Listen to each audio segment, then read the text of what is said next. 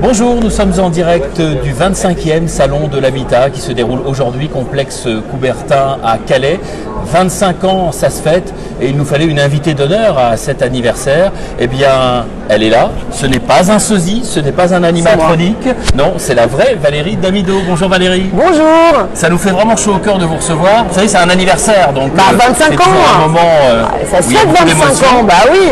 Et évidemment, nous sommes dit, voilà, il fallait que Valérie soit là sur un agenda très chargé, partagé entre enregistrements d'émissions en France, en Belgique, énormément de choses. Oui. Le planning est effectivement bien rempli en ce moment. Non, le planning est bien rempli et puis je fais le tome 2 de ma BD, je vais monter sur scène à partir de février, donc on est un peu dans le speed là.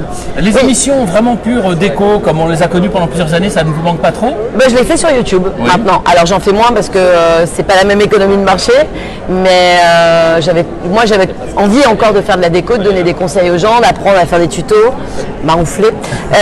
Et en fait, je me suis dit que YouTube c'était le support idéal.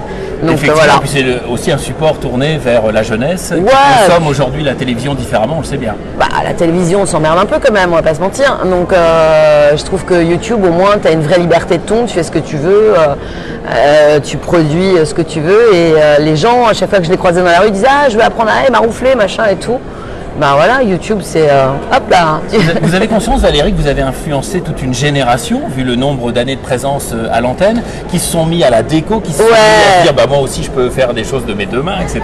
Oui, parce que j'en croise tous les jours, je croise tout le temps, ou des parents qui me disent oui, grâce à vous, ma fille elle fait déco, etc. Donc je suis hyper touchée à chaque fois parce que je trouve ça trop mignon. Mais c'est vrai que quand moi j'ai démarré l'émission, il n'y avait pas grand chose à la télé. La déco, tout le monde, les émissions qu'il y avait ou les magazines, c'était réservé aux gens très riches, où on disait aux gens, vous n'avez pas de moyens, démerdez-vous, vivez dans vos baraques, puis démerdez-vous.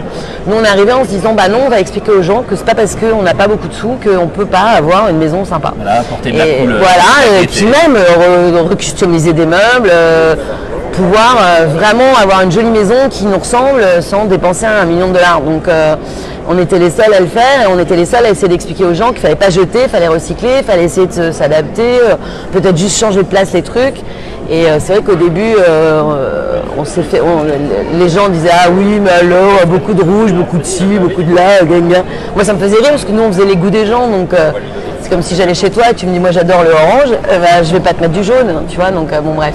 Mais on était les premiers à le faire. Donc, c'est vrai que les gens, d'un seul coup, se sont reconnus dans l'émission parce que c'était assez populaire. Et se sont dit « Bah oui, c'est vrai qu'on n'est pas obligé de faire un crédit sur 25 ans pour acheter un canapé ou repeindre un mur en fait. Donc c'est ce qui s'appelle la démocratisation et c'est ô combien important.